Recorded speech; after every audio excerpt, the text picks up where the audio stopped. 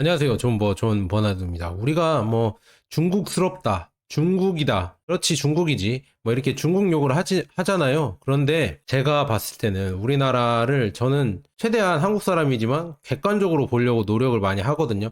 왜냐하면 저는 어디에 선동당하거나 휘둘리거나 이런 거를 너무 싫어해요. 예전부터 그렇게 정치적으로 선동하시는 분들도 많고, 기사나 이런 것도 너무 치우친 기사들도 많고 그런 것 때문에 역으로 그냥 다른 기사도 보고 여러 가지 해외 기사도 많이 찾아보는데 참 그런 거 보면은 한국의 미래가 좋지가 않다. 왜냐? 중국을 우리가 그렇게 욕하지만 중국보다 더 중국 같은 한국 경제 구조 때문에 저는 한국 주식에 웬만하면 투자하지 마시라고 하고 웬만하면은 미국이나 아니면 다른 해외 주식 이걸 투자하라고 하는 이유가 다 이런 이유가 있다. 사진 한번 보세요. 자, 이 사진만 봐도 한국의 경제 구조가 얼마나 중국스러운지, 중국보다 더 중국스러운지 알 수가 있다. 오히려 한국의 경제 구조는 진짜 어디에서 얘기 못할 정도로 진짜 꽉 막혀 있다. 그냥 이렇게 얘기해 드릴게요. 이 사진만 봐도, 이거 정치적인 얘기 아닙니다, 여러분들.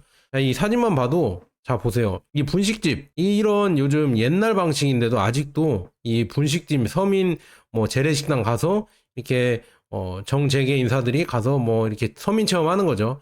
분식 먹어보고 아 맛있다 좀만 더 주세요 이렇게 하면서 이렇게 하는데 주변에 있는 사람들을 보면은 재벌계 인사들이잖아요. 그런데 중요한 거는 재벌 3세들이다. 참 이런 거 보면서 야 우리나라는 혁신이 별로 없겠구나. 이런 나라에서 누가 열심히 일해서 성공하려고 할까. 참 이런 거 보면서 안타깝습니다. 재벌 3세를 용인하는 정치 체계나 경제 구조나 참 이거 보면서 우리나라는 미래가 없구나. 어차피 대기업들 계속 이렇게 대물림 하면서 아마도 재벌 4세, 재벌 5세 이렇게 될 거 아니에요. 그렇게 되는 구조가 어떻게 혁신을 하고 어떻게 새로운 창조를 하고 그럴까. 참 이런 거 보면서 안타깝다. 그런데 중국도 그럴 거라 생각하지만 중국은 안 그렇거든요. 제가 하나하나 설명할게요. 샤오미 회장이랑 지금 CATL 회장, 비아디 회장, 다들 샤오미의 레이진이죠.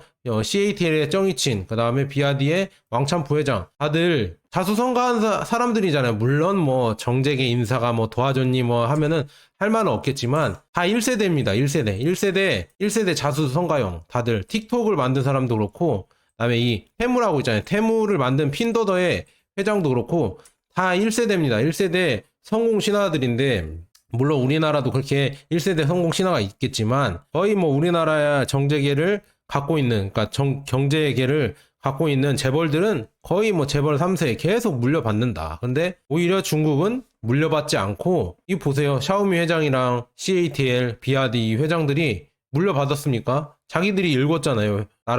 자기들이 나라가 아니라 회사를 읽었잖아요. 기업을 읽었잖아요. 물론 옆에서 중국 정부의 도움이 있지 않냐 이렇게 하면은 모르겠지만 하지만 중요한 거는 우리나라는 도움이 없어요. 재벌 3세까지 저렇게 상속을 하고 경영권을 넘기는데 그냥 지켜보고만 있잖아요. 그리고 전환 출자, 순환 출자, 그다음에 전환 사채, 물적 분할, 인적 분할 지금 한국 주식시장에서 별짓을 다 하는데도 그걸 다 용인해주고 그러니까 한국 주가는 안 오르고 그리고 혁신적인 기업은 또 안 나오고 보세요. 지금 중국을 욕할 게 아니에요. 다 샤오미나 CATL이나 비아디나 다 세계적인 기업이고 물론 여기는 그렇게 쳐주지 않는다 하면은 틱톡이나 테무는 진짜 혁신적인 기업이잖아요. 틱톡을 유튜브에서 이기려고 여러 가지 쇼츠를 개발하고 그런데 우리나라에서는 이런 창의적인 기업이 나오는지 참 의문입니다. 왜냐? 누가 이렇게 열심히 노력하겠어요? 왜? 재벌 3세들. 그 다음에 재벌 4세들 또 물려줄 거 아니에요. 누가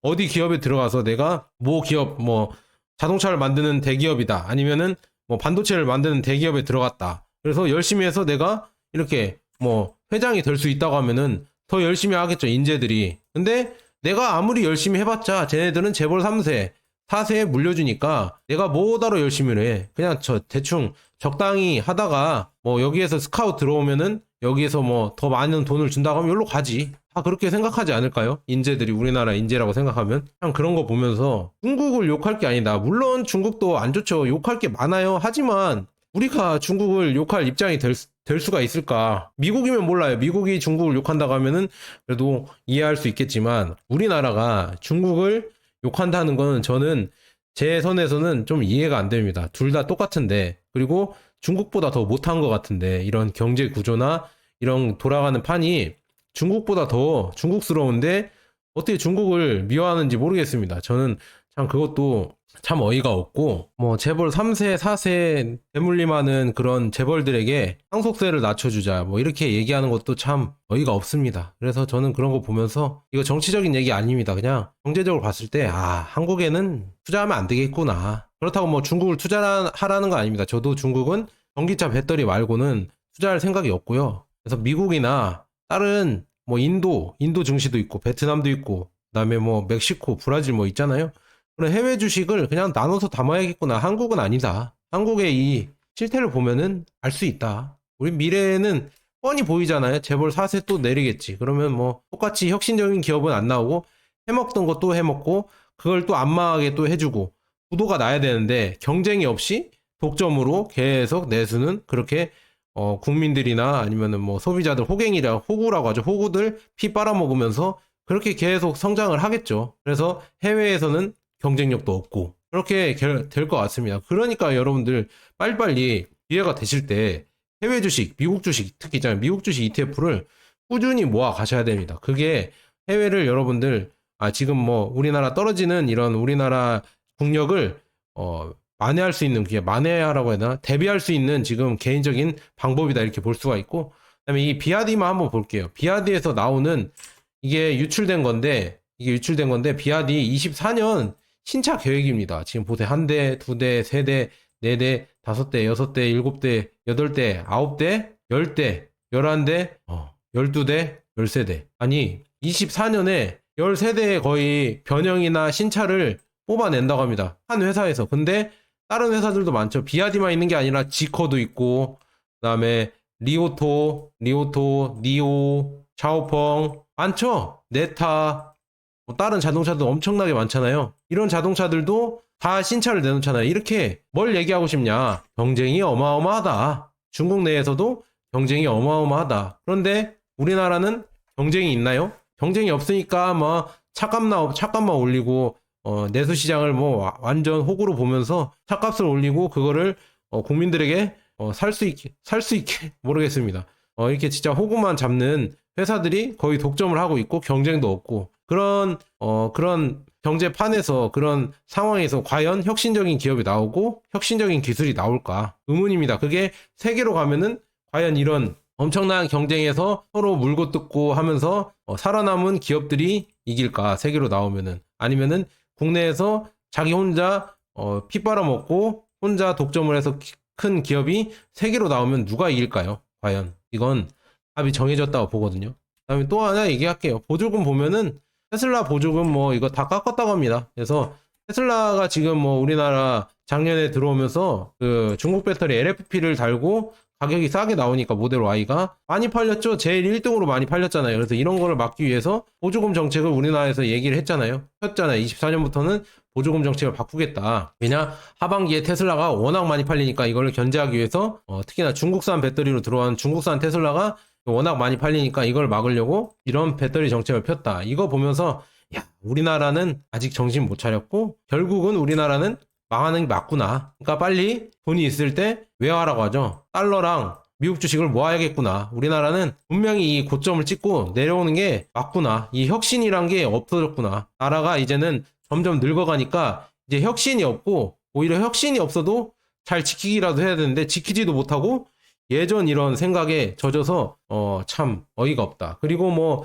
중국이 뭐 베껴서 만든다 이렇게 하지만 여러분들 우리나라는 일본 거 제조업할 때 반도체나 뭐 자동차나 이런 거 뺏겨서 안 만들었습니까? 왜 내로남불이에요? 우리나라도 뺏기면서 만들면서 값싼 노동력으로 일본 거 잡아먹고 이렇게 하면서 크게 올랐잖아요. 똑같아요. 중국이 그걸 하는데 중국은 뭐 뺏긴 다음에 그렇게 욕하는 게 과연 우리가 맞는지 참 우리가 노력을 해서 더 좋은 걸 만들려고 하는 게 아니라 남을 욕하기만 바쁜 걸 보면은 참 그것도 어이가 없고 그다음에 중국은 이젠 보조금이 작년부터 없습니다. 없으면서 중국 입장에서는 테슬라나 아니면은 뭐 폭스바겐 뭐 다른 뭐 여러 전기차나 아니면 여러 자동차들이 자국 내에 들어와서 사업을 하게 해줬잖아요. 공장을 짓고 경쟁을 하게 해주면서 자국 내 그 전기차 기업도 키운 거예요. 비아디처럼 이런 전기차 기업을 키운 겁니다. 키우면서 경쟁이 되게 계속 키우니까 이제는 비아디가 테슬라의 판매량도 뛰어넘고, 물론 테슬라도 지금 열심히 경쟁을 하고 있습니다. 그리고 폭스바겐의 판매량도, 내연차의 판매량도 뛰어넘으면서 이제는 수출 1위까지 하고 있다. 그래서 이런 거 보면은 결국은 경쟁이 치열하고 그 시장이 넓으면 넓을수록 더 좋은 모델이 나오고 더 좋은 이런 자동차 회사가 나온다. 그래서 지금 중국은 이제 세계로 나오면은 모르겠어요. 우리가 과연 한국이 이길 수가 있을까 참 걱정이 됩니다. 한국은 그거 있습니까? 애초에 경쟁이 없죠. 경쟁이 없고 오히려 경쟁을 지금 테슬라가 들어와서 하려고 하니까 이런 거를 현토부라고 하죠. 괜히 현토부 환경부가 아니에요. 환경부에서 이런 보조금 딴지를 걸면서, 이 보조금 정책도 웃겨요. 보조금 정책이란 게 서민을 위한 정책이 맞나, 서민들이나 아니면은 자동차 대중화를 하기 위해서 하는 정책이 맞는지 모르겠어요. 어디 특정 기업을 밀어주려는 정책이 아닌가, 저는 참 심히 의심되고요. 이 기사만 읽어도, 이 내용만 읽어도 배터리 에너지 밀도랑 재활용 가치 그리고 충전 속도에 따라 보조금을 차등 지급하기로 결정했다. 그래서 1회 충전 시 주행거리가 길고 재활용 가치가 큰 NCM 배터리, 3원계 배터리는 보조금을 상대적으로 더 많이 받을 수 있다. 그리고 배터리 효율과 재활용 가치가 NCM 배터리보다 상대적으로 낮은 인산철 배터리, LFP 배터리는 보조금이 크게 줄어들 것이다. 그런데 중요한 거는 이거는 바꿀 수가 없는 거예요. 더 싸고 더 오래 쓰는 배터리는 LFP가 맞습니다. 그러면은 서민 입장에서 더 싸고 더 오래 쓰고 안전한 배터리가 맞지 않을까요? 전기차 입장에서 더 싸고 더 오래 쓰고 그다음에 더 안전한 배터리가 이 전기차 대중화에는 더 필요한 배터리 아닐까요? 비싸고 오래 못 쓰고 더 위험한 배터리가 오히려 대중화에 더 좋을까요? 물론 에너지 밀도는 높습니다. 에너지 밀도랑 재활용 가치라고 하는데, 재활용 가치라는 것도 당연히 니켈, 코발트, 이 코발트랑 니켈이 비싸니까 인산철, 인과 철보다 인철은 이게 엄청나게 많아요. 우리 지구에 많기 때문에 굳이 재활용하는 가치가 없다. 재활용할 바에는 그냥 다시 만드는 게 낫기 때문에, 그래서 이게 재활용 가치가 없다고 보는 거고요. 이 NCM 배터리는 워낙 니켈이랑 코발트 가격이 비싸니까 재활용 가치가 높은 겁니다. 그 차이지 LFP 배터리를 재활용을 못한다 이런 건 아니거든요. 그런데 이렇게 생각을 하고 이렇게 하는 거 보면서 이 생각이 없구나. 저는 그렇게 보면서 안 되겠구나. 우리가 이렇게 큰 흐름에 이렇게 간다고 하면 우리가 이걸 바꿀 수는 없잖아요. 저기 쓰나미가 몰려오거나 아니면은 저쪽에서 지금 쭉 보면은 기차가 몰려오는데 이 개인이 이걸 막을 수가 없죠. 개인이 이렇게 기차가 달려오는데 이걸 손으로 막을 수가 있을까요? 막지 못한다 그러면 우리가 어떻게 하겠어요? 옆으로 비켜서면 되죠. 그래서 그 비켜서라는 말이 미국 주식이나 ETF를 모아 가셔라. 미국 주식이나 달러나 ETF를 꼭 모아 가셔라. 왜냐? 이 기차는 오고 있기 때문에. 우리나라의 쇠퇴, 멸망이라고 하면 좀 그렇고, 우리나라는 이제 피크를 찍고 내려올 이런 수축, 쇠퇴, 이게 우리나라가 곧 올 거니까 우리는 여기서 비켜나려면 결국은 해외 자산을 많이 모아야 된다. 우리나라는 내려올 수밖에 없는 구조다. 이런 정책이나 이런 걸 피는 것부터. 그리고 중요한 거는 우리나라는 솔직히 내수보다 해외 수출을 더 많이 해야 되잖아요. 그런데 이렇게 내수를 이렇게 규제를 하면은 미국 입장에서도 이거 테슬라 모델 Y가 중국 차가 아닙니다. 미국 차를 이렇게 규제하면은 그럼 안 되겠다. 우리도 한국 차 규제해야겠다 하면은 어떻게 합니까? 우리나라 내수가 20도 안 되고 오히려 해외로 수출하는 게 80% 이상인데, 이렇게 내수를 규제해버리면은 눈 이라고 하죠. 눈에는 눈, 이에는 이. 그래서 다른 나라들도 다 이렇게 규제를 해버리면은 오히려 수출길이 막힌다. 그래서 이걸 잘 생각해 보셔야 된다. 우리나라가 값싸고 더 오래 쓰는 배터리가 들어와서 더 경쟁을 해서 더 좋은 기업이 나오고 더 좋은 자동차가 나올 거를 밀어주는 정책이 아니라 비싸고 잘 안 쓰고 더 오래 못 쓰는 이런 배터리를 갖고 비싼 자동차가 나와서 서민들이 사기 힘든 그런 자동차를 보조금을 주는 게 과연 맞는지, 이건 잘 생각해 보셔야 된다. 뭐가 옳고 뭐가 그런지 이게 나라를 따질 게 아니라 여러분들 잘 생각해 보셔야 된다. 우리 어떤 게 상대적으로 길게 봤을 때 우리나라를 위한 일인지. 예전에 임진왜란 일어나기 전에도 지금 일본을 갔다 온 외교 사절단이죠. 사절단들이 보면서 일본이 엄청나게 강하다. 외놈들이 엄청나게 강하니까 빨리 우리 군사를 키워야 된다. 이렇게 했던 충신들이 있는 반면 아니다. 우리나라 최고다. 중국 저거 별거 아니고 일본 쟤네들도 별거 아니다. 그러니까 우리나라 최고니까 괜찮다. 이렇게 했던 사람들이 있었습니다. 과연 누구 말이 맞았나요? 그리고 누구 말이 맞고 어떻게 됐나요? 결과는. 그런 걸 보면서 참 걱정이 된다. 저는 제 혼자서 뭐 이런 걸 바꿀 수가 없으니까 그냥 유튜브에 주저리 얘기를 하는 거예요. 이렇게 될 것 같으니까 나는 이렇게 한다. 그래야 좀 제 직성이 풀릴 것 같아요. 이 답답한 마음에서 이렇게 얘기를 하는 거고. 그다음에 다른 뭐 우리나라 또 이것도 있죠. PF 부실이 있는데 건설사를 망하게 안 하죠. 뭐 임금 체불된다. 뭐 이런 여러 가지 뭐 변명을 대면서 건설업이 망하면은 그 노동자들 망하면 어떻게 우리 이렇게 하잖아요.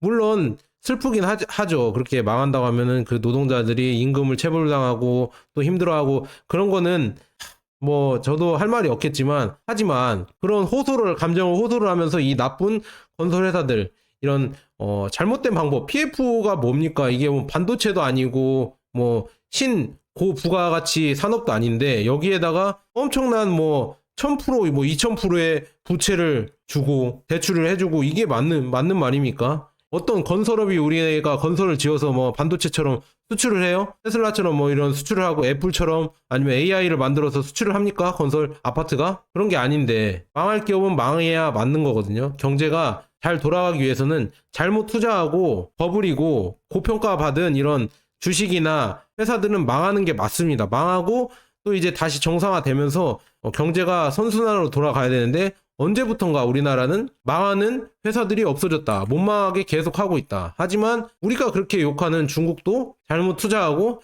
잘못 경영한 이 헝다, 중국의 1위 업체들, 1위 부동산 업체를 부채만 443조 원이라고 나와 있는데 이거를 공중분해 시켜버린다. 과연 이런 결정을 우리나라가 더 먼저 해야 되지 않을까요? 뭐 자유경제, 뭐 자유민주주의, 자유주의, 뭐 자본주의 뭐 이렇게 계속 떠들어대면서 정작 하는 거는 자본주의가 없다. 오히려 중국 애들이 더 자본주의 같다. 얘네들은 강력한 뭐 정부에서 통제를 하는 사회주의이기도 하지만 보면은 돌아가는 꼴을 보면은 오히려 우리나라보다 더 뭐 자유주의, 자본주의 같다. 자본주의스럽고 얘네들도 사회주의라고 하지만 개인의 이런 욕망으로 이게 기업을 키우게 어느 정도는 해주는 것 같아요. 어떤 방식인지는 제가 중국인이 아니기 때문에 중국 사람이 아니기 때문에 정확하게 모르겠지만 얘네들 기업 방식도 기업이 발전하는 방식도 경쟁을 통해서 인간의 이런 욕심을 자극해서 기업을 더 많이 키우게 할 수 있다. 그러니까 좋은 기업들도 많이 나오잖아요. 세계적인 기업들도 많이 나오잖아요. 알리, 테무, 아까 말씀드린 대로 틱톡, CATL, 비아디, 뭐 샤오미 이런 기업들이 많이 나오는 게 결국은 다 경쟁과 인간의 욕심을 어느 정도 자극을 해서 사회주의더라도 이런 자본주의를 잘 도입해서 하고 있는데 과연 우리나라 뭐 그렇게 뭐 자유다, 평등이다, 자본주의다 뭐 이렇게 하는데 뭐 차가운 자본주의다 이렇게 하는데 과연 우리나라는 진짜 자본주의를 하는 건지 아니면은 재벌이 계속 2세, 3세, 4세, 5세까지 내려갈 수 있는 이런 왕족 자본주의를 하는 건지 참 저는 걱정이 된다. 이렇게 말씀드리고요. 그리고 우리나라 예전 조선시대 때도 똑같았잖아요. 조선시대랑 비교하면 비슷한 것 같아요. 왜냐? 조선시대 때도 중국에게 조공을 하고 자국민을 노예로 썼잖아요. 자국민을 노예로 쓰면서 우리나라가 이게 지금 방식이랑 똑같은 것 같아요.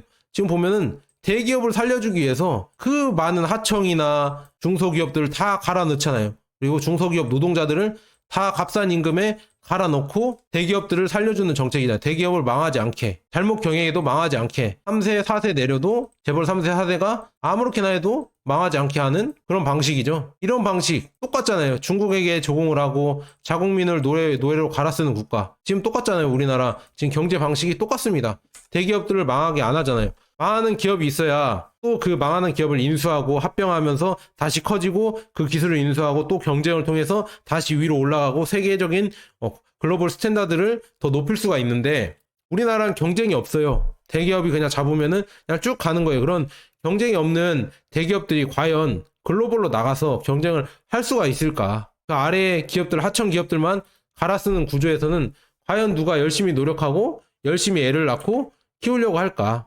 그리고 이 GTX만 봐도 이것도 제가 따로 영상을 찍으려고 했었는데 GTX만 봐도 지방을 다 빨아들이는 정책이죠. 계속 이제 끝까지 서울로 이제 불쏘시개를 쓰겠다. 지방들을. 그래서 마강래 도시계획 부동산학부 교수님도 옳은 소리를 한 것 같아요. 지금 보면은 GTX는 비수도권 인구와 산업을 강하게 빨아들일 거예요. 하지만 예상되는 쏠림 강도에 비해 아직 지방의 우려는 크지 않은 것 같아요. 뭐 이렇게 나와 있는데 저 보세요. 지금 강력한 비수도권 광역교통망 대책이 나오지 않는 한 지방광역시도 15년에서 20년을 버티기 힘들 것이라고 봅니다. 그러니까 끝까지 이제 GTX 뭐 이렇게 되면서 결국은 지방을 끝까지 서울에 불쏘시개로 쓴다는 얘기예요. 서울 집값을 유지하기 위해서 지방을 갈아 쓴다는 얘기예요. 이게 조선시대나 똑같잖아요.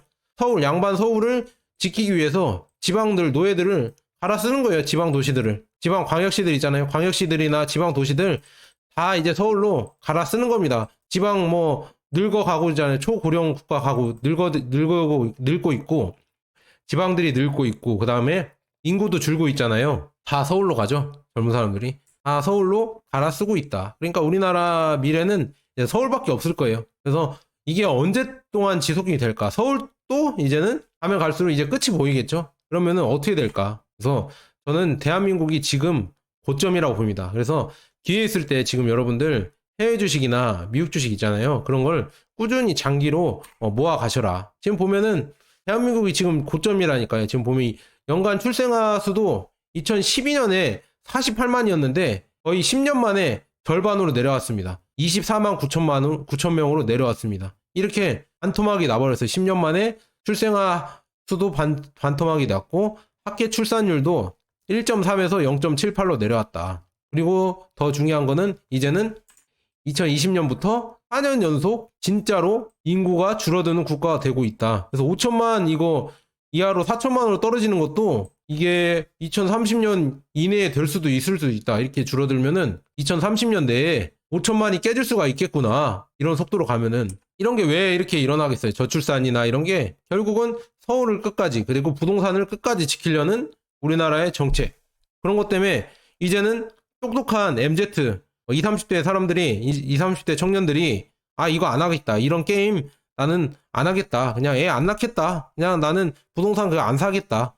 니네들 유지시켜주기 싫다. 그래서 이제 아예 놔버리는 거예요. 청년들이. 와서 이제 혼자 살겠다. 그렇게 되니까 결국 이제는 생산 연령 인구죠. 이게 보면은 2018년, 뭐 38년 이렇게 내려온다는데 이것도 예전에 예상한 거라 이것보다 더 가팔라질 겁니다. 그래서 이렇게 내려온다고 하면 2067년에 어떻게 될까요? 1700만이 1780만 밖에 없는 이런 생산 가능 인구가 있고 노인은 이렇게 증가하고 노인은 뭐 2천만 명, 3천만 명으로 증가하는 시대가 오면은 과연 어떻게 될까요? 우리나라는. 그래서 제가 봤을 때는 지금이 대한민국 고점이다. 그래서 기회 있을 때 해외 주식 계속 모아가라. 그게 여러분들 답이고요. 그 다음에 환율은 또 어떻게 될까요? 환율도 똑같아요. 원화 기반에 이런 거를 모아가지 말라고 저는 말씀드리고 싶어요. 원화는 아니다. 왜냐? 앞으로 지금 부동산을 계속 유지시켜준다고 하면은 결국은 원화를 많이 찍어내서 결국 이 원화 가치를 폭락시키고 부동산이나 이런 거를 유지시켜 줄 텐데 그러면은 상대적으로 환율은 어떻게 될까요? 환율은 더 튀어 올라가겠죠. 지금 1,300원대가 유지된 게 엄청나게 길어졌어요. 1,300원 위로 간 때가 이게 IMF 때랑 그 다음에 리먼 브라더스 때 1,300원 위로 1,400원까지 갔는데 지금 1,300원 위로 쭉 가고 있죠. 이제 안 내려오고 있죠. 1,100원 뭐 이하로 아마도 내려오기 힘들 겁니다. 이대로 가면은 결국은 뭐 한미 금리차도 2% 이상 나고 있고 이렇게 된다고 하면은 이렇게 쭉 가면 환율은 또 높을 거예요. 더 올라갈 수도 있습니다. 경제 위기가 오면. 그러니까 저는 웬만하면 원하는 쓸 돈만 조금 갖고 계시고 저축을 한다고 하면은 달러 기반으로 투자를 하셔라. 달러 기반으로 저축하시든지 달러 기반으로 주식을 모아 가시든지 그렇게 하셔라. 꼭 그렇게 하셨으면 좋겠습니다. 제 유튜브를 보시는 분들은 꼭 그렇게 해서 미래를 대비했으면 좋겠습니다. 우리나라는 미래가 없어요. 부동산, 재벌 이걸 유지하기 위해서는 결국 우리나라 또 계속 갈아 쓸 거예요. 국민들이나 아니면 뭐 아까 말한 대로 원화 가치나 뭐 이런 거를 다 갈아 쓸 수밖에 없어요. 대출을 더 늘리고 부동산을 또 뭐 신생아 대출 뭐 50년, 60년, 100년 대출 뭐 이런 거 이상을 만들어내서 결국 부동산을 유지하려고 할 겁니다. 어떻게든. 그러면 어떻게 될까요? 우리나라 환율은 박살이 나겠죠?